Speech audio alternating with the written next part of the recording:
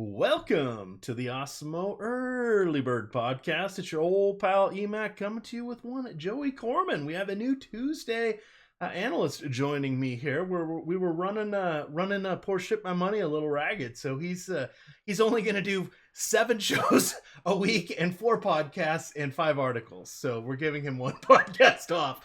Sorry, Adam, couldn't get you any more. But Joey, welcome back to the Early Bird Podcast. Thanks, Mac. I'm glad they let me back on the air. So yeah, I'm just thankful for that. That's what I'm really thankful for this Thanksgiving, that they let me back on the air. Yeah, Thanksgiving was a lot of fun. I had my mom's been out visiting us. She lives, of course, where I grew up in the state of Washington, but she's come out here and stayed with us for the last 2.5 weeks, and she's heading out on Wednesday. So we've got one more night of fun and storytelling and dinner. So I'm looking forward to that. But it was nice seeing her. I only get to see her once or twice a year since I moved out here to the East Coast. Talk to her on the phone all the time, but that's not the same. But it is the good time. It's the holiday season. Everybody's getting together. If you are listening to this, we of course are recording this on Monday night. I do want to point out it is still Cyber Monday and until 3 a.m. Tuesday. So that will be probably about 4 hours away after this gets posted. You can still sign up for 1 full week of Osmo premium content for $1. You just have to use the promo code Cyber Monday, all one word. And that goes away. That one's not coming back. That's the best deal we've ever had. We've had lots and lots of signups for that. It's been very successful. So check it out. If you want to get in for a full month, you can always use the promo code EarlyBird, all one word. That gets you half off of any Osmo 1-month package. We're talking NBA here. We have 7 games on tap for Tuesday. Let me double check. Nobody is on a back-to-back, and this is a much different slate than Monday. Monday we had the Dennis Smith Jr., super cheap guy with Frankie Ntilikina out. We had Tyus Jones, very discounted on Yahoo and FanDuel, not so much on DraftKings, but they allowed us to pay up for, there were only 3 people to pay up for, which was Trae Young, Joel Embiid, and Giannis Antetokounmpo, and that was not very exciting. Whole new set of players coming in this one. We've got Bradley Beal, we've got Drummond, we've got the New Orleans crew. We've got Luka Doncic, Westbrook, Harden, LeBron, Anthony Davis, Lillard, Kawhi, Paul George. Where were these guys when we had all those cheap value plays popping up? I know. Well, Dennis Smith is going to bust a lot of lineups tonight. That's all I can really say about Dennis Smith Jr. And we are all victim to how terrible he is. He's still sitting now with about 10 points, having played, 25 minutes or so. It's pretty brutal.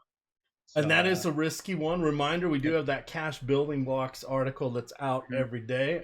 That's written by yours truly. It's a free article, but you can, at the very bottom section, you can check out the way to get into Yahoo Fantasy Sports and get a $30 deposit match on your initial deposit bonus. Come in on our link, use our promo code. The instructions are all there at the bottom of all those articles, as well as the primetime NFL articles. So I cover a primetime player, which is usually who I think is arguably one of the best plays on the slate of the top shelf guys. I do a good value play or 2, and then I'll do a risky value play. And that does not mean that they are a bad value play. It's just that they're risky. And today's risky value play was Dennis Smith Jr.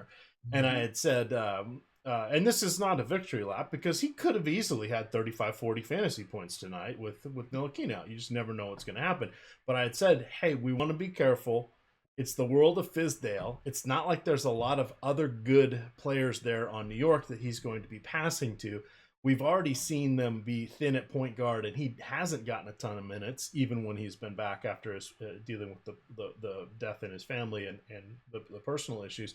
But it's one of those risky plays. It was not a slam dunk. And I even put in there, I said, I hate to say someone is so cheap they can't hurt you.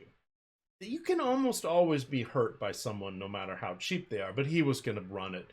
I don't know where he went off at, 65, 70% of lineups tonight. So when they get to that point, it doesn't really hurt you. It just hurts the entire field.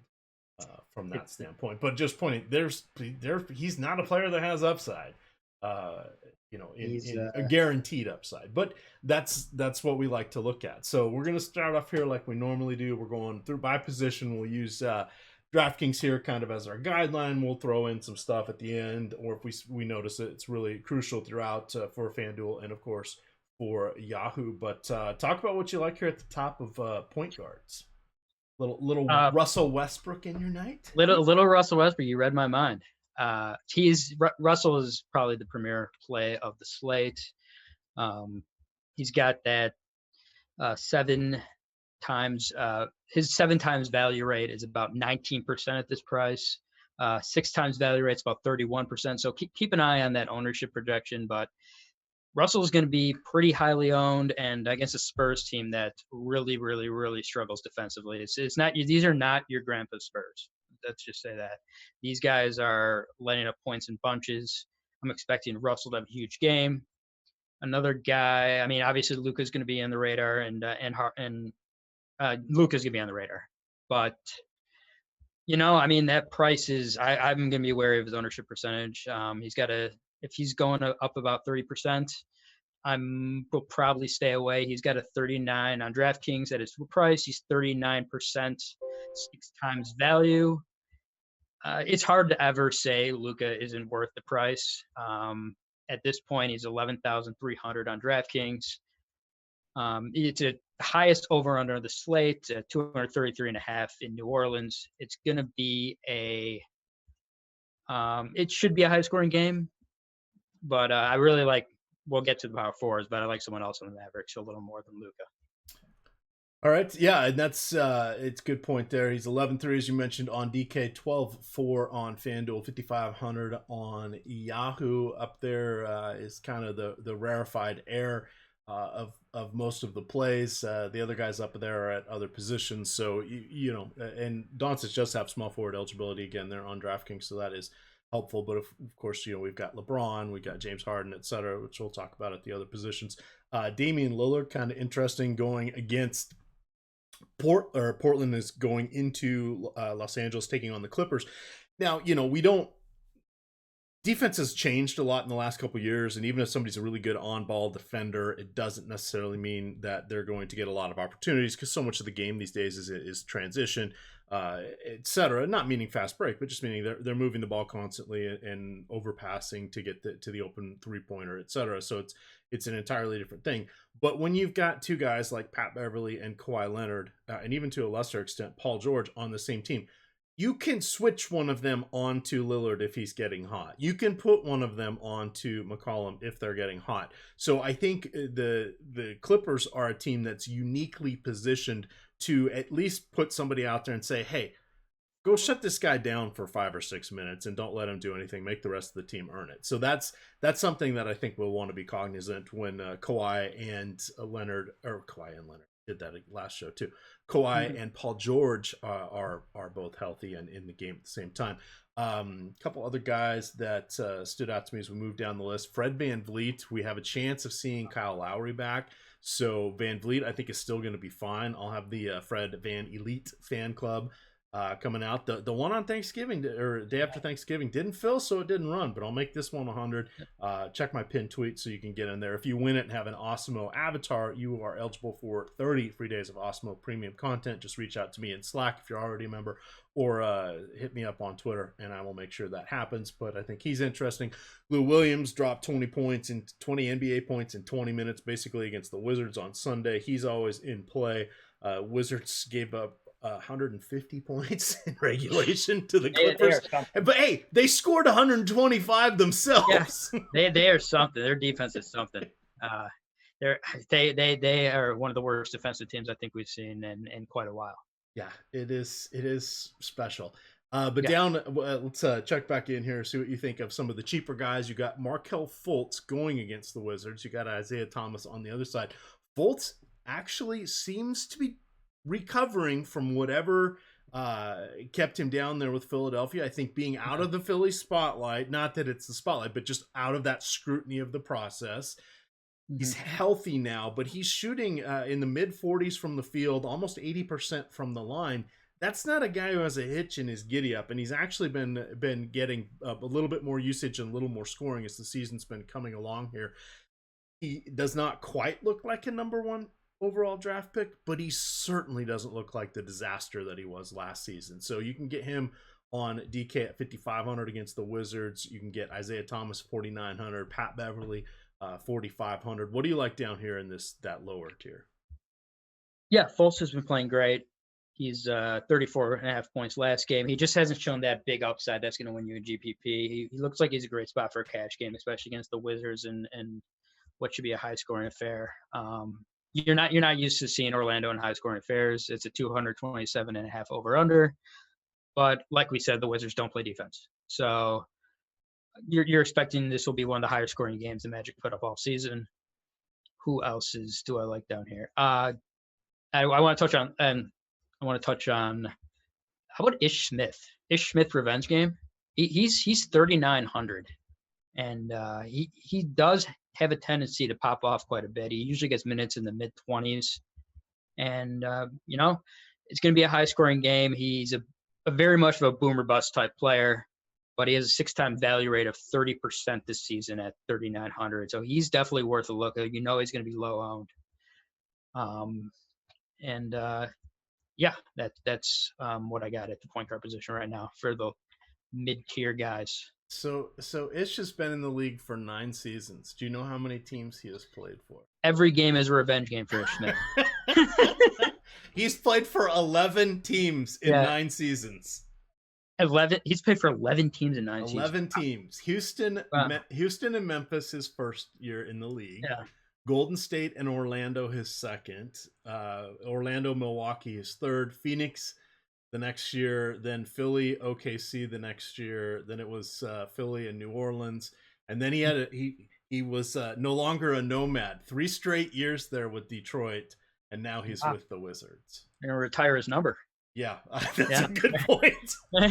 Yeah. But right up there with the original Isaiah Thomas and Bill Laimbeer and all those guys. Isaiah. And speaking of Isaiah Thomas, I do want to touch on Isaiah Thomas because it's really interesting to see Isaiah at 4,900 on DraftKings and Ish Smith at 3,900. I feel like they're very similar in terms of production. And it's really pretty striking to see one guy price. And their minutes, Isaiah starts, but their minutes are pretty similar. It's really striking to see one guy price that heavily ahead of another when they are so similar. Do we even think about that, or does that strike you at all, Emac? So it's kind of interesting. It's hard to tell a lot with the way the Wizards are playing and their lack of defense, but neither one of those guys is great at defense. They're kind of interchangeable, and Jordan McRae's in the mix as well. And I've heard the Wizards announcers, because it's the local team for me, so it's the one I listen to or I watch. And they've at different times called Jordan McRae in for defensive purposes and Jordan McRae in to spark the offense. I don't attribute either of those skill sets to Jordan McRae, but clearly Ish and Isaiah really they just kind of have okay offense. They're both so darn short. They don't really play great defense, but they usually don't play those guys together. And we've seen a few times that they've been playing Thomas and Smith together. Now, in the last game, they staggered them relatively well, and then Thomas didn't play in the fourth quarter. That was the late night game on Sunday. It started at 10:30, so I didn't really look into that one. So I don't think he got hurt or anything. It was just there was no point in having him in the game because they let some of their bench guys close it out, like Chris Chiozza, Isaiah Bonga, Isaiah Bonga. You got so many guys with I. Yeah, they lead the league in players whose names start with I. They definitely do. But I like where you're thinking. The Wizards are one of the teams, along with Denver and with Dallas, that I have set certain groups that I just use the save for later day function in Fantasy Cruncher, and I can turn those on and off. And mine is usually don't play more than 2 of these guys in a lineup, or I have those 3 Wizards guards, and I say don't play more than 1 in a lineup, just because they're so redundant that there's no point in doing it. Now, it doesn't mean they're direct backups for each other, like most of Denver is direct backups for each other, and Dallas is similar to the Wizards in that they have a lot of redundant guys that they just can't all get there. So those are just some of the fringe guys we want to look at. If we move on over here to the 2 guard, We've got James Harden up at the top, Bradley Beal, 8,600, Kawhi Leonard, shooting guard eligibility now on DK. You got Oh, Jimmy look at that. Yeah. Butler. When that happened. A few days ago, they Okay. switched him from small forward, power forward to shooting guard, small forward, Uh-huh. which makes sense because when you got Paul George there and you got Montrezl Harrell and those guys. What do you like here at the top? There's a whole bunch of good guys, and I guess we can throw in. We didn't talk about Drew Holiday, but intriguing matchup for him as well for going against the Mavs. real hard to ignore that Bradley Beal price point. Yeah, 8,600. That's one of the lower prices we've seen of him quite in a while, especially for a high usage guy. Going to play minutes in the upper 30s. I mean, you would think the Washington could keep this game close with Orlando. It's only a 1.5 point spread. Beal is far and away the best value, and he's going to be I expect him to be very highly owned. We also have obviously Harden at the top. I would not be targeting Harden at 12,500. I'd be looking for cheaper options, especially when it's hard to say. We don't know injuries right now, but there doesn't appear to be a ton of great low price options like there were tonight. Not too extensive of an injury report either. Yeah, and we do have 7 games, 14 teams in action, so there will be stuff that pops, but it might, as you mentioned, not be that extreme lower value or low priced guys. So this is where we're going to be making decisions with Derrick Rose playing his 25 minutes, but 5,500 going against Cleveland. Colin Sexton going against Detroit. By the way, Detroit not playing defense this year. Luke Kennard, clearly this is Luke Kennard's season, as the kids say, because, oh my God, he has become a stalwart player, even with Griffin back in the fold and most of the guards getting healthy again. He's carved out some nice court time and scoring responsibility. We've got Tim Hardaway Jr., who I think is interesting. He's been inserted into the starting lineup, and he should be getting close to, let's call it 28 or 30 minutes a game there for Dallas, who's actually much better than they have been in past years and are looking to make a playoff run. So they're not going to be wasting games like they did in the past when they were going for those good draft picks. So that's where we start to make our hay. You get some good information from Laffy and from Adam, especially there on the deeper dive, both the article where they break down the players individually, and then on the show where they cover some of them more at a higher level, just because this is where, when there's not a lot of injuries, not the flu bug going around, not all that stuff, that's when it's really not a stars and scrubs build, and that's where analysis really comes into play. And I find that more enjoyable than just the jam the guys in strategy. Yeah, one injury we didn't mention was Goran Dragic at point guard position. He is out for the Heat, which is going to make Kendrick Nunn more interesting at the shooting guard position. It's also going to make Justice Winslow at the point guard small forward position a little more interesting. And it's going to possibly make Jimmy Butler a little more interesting. 7,600. Definitely got a target at Toronto in what should be a tightly contested contest. Toronto's pretty locked down on defense. I don't think I've seen a team do as well on Kawhi Leonard this year as Toronto did. They forced him into about close to 10 turnovers in that game. They really have not missed a beat, surprisingly, without Kawhi Leonard, and they are defensively one of the best teams in the league. But I think Jimmy Butler could be a really great play without Dragic handling the ball at times when he's coming off the bench. That is a good call out. Yep. And Terrence Ross, his price is getting a little too high for my taste at 5,100. Hard to ignore that Wizards matchup once again. And another guy like Josh Hart is coming off a 38-point game. Maybe flew under the radar because it was like a Sunday afternoon game. He's not a high usage player, but without Kendrick Williams on the court, he snatched up 11 rebounds and got 11 points. So he's definitely worth a look. But because he's not a high usage player, he is going to be more risky than a lot of the other options on here. He's better priced on the other sites. He's a little pricier on DraftKings. He's 5,300. So any thoughts on any of these other guys here? Any thoughts on Josh Hart? I think Hart is actually interesting. We do know that he's a pretty good rebounder, and we saw that in his days when he was with the Lakers, especially towards when they were winding down various seasons and just putting a stamp on it and mailing it in. But he has 3 double-digit rebound games this season already for New Orleans, and I like the fact that Kendrick Williams is out. That will free up rebounds. Kendrick Williams is one of those guys that they don't really design plays for. He's kind of a garbage man. He's in the flow. He's playing defense. He's the hockey assist guy. He'll pass the ball to the guy that makes the assist. But with Hart probably getting upwards of 30 minutes in this one, I think it's interesting. He's 17 on Yahoo, 47. That's a really good price there on FanDuel, where he's shooting guard eligible.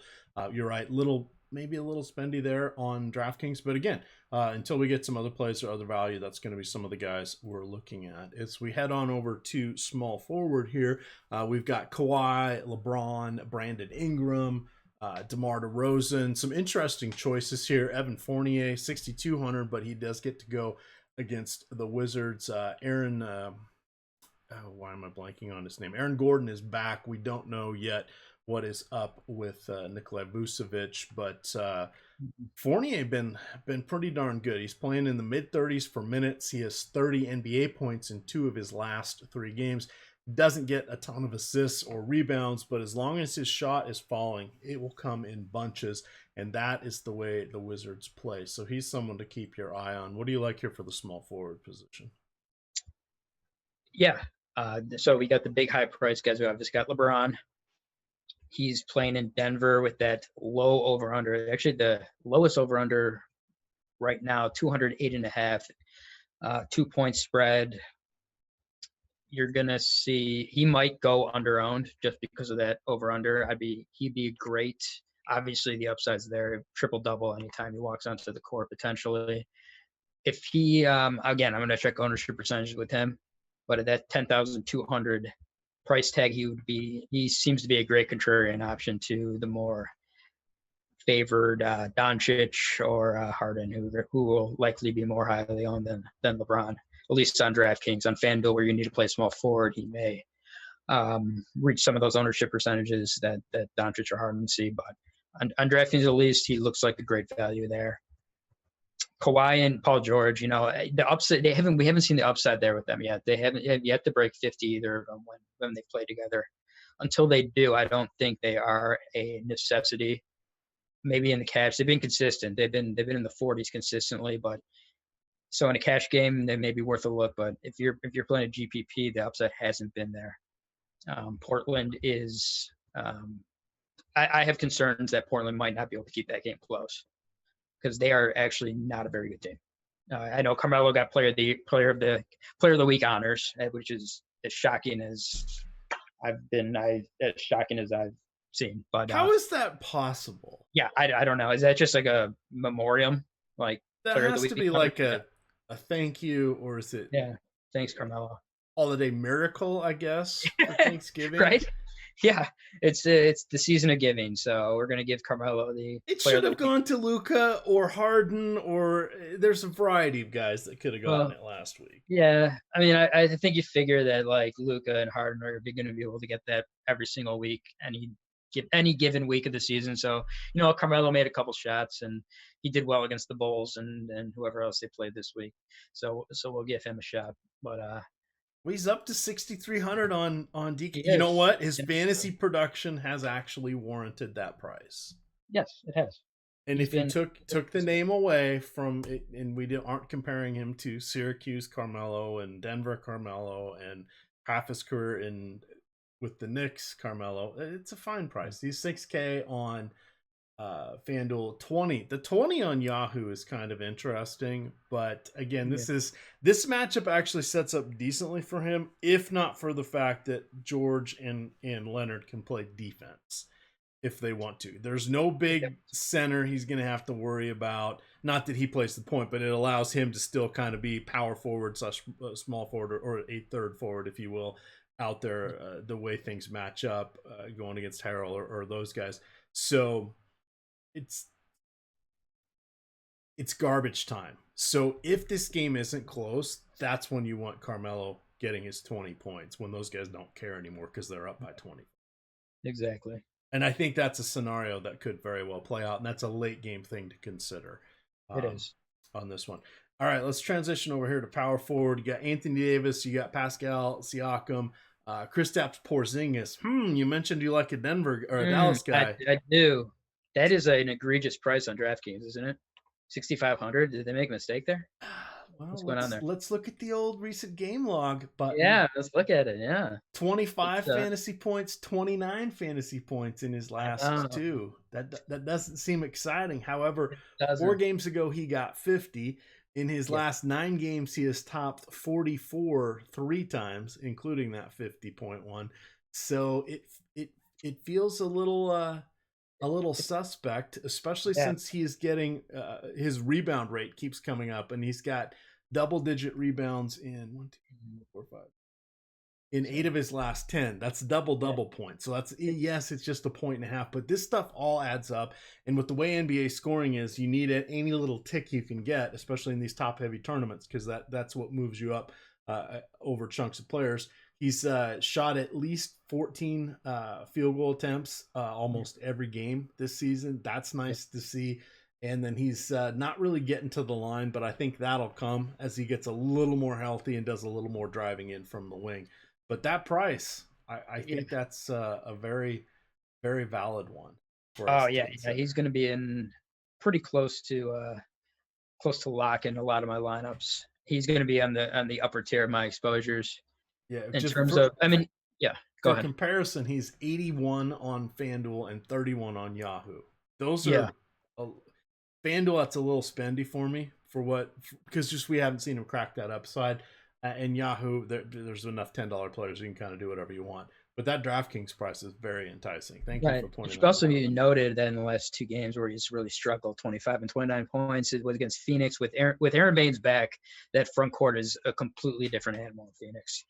And the Lakers have been the best team against front court opposition for basically the entire season. So 2 tough matchups. New Orleans is about as good as a matchup as you can get, besides maybe Washington or Portland or the Bulls maybe. So this is for me a slam dunk position for Porzingis.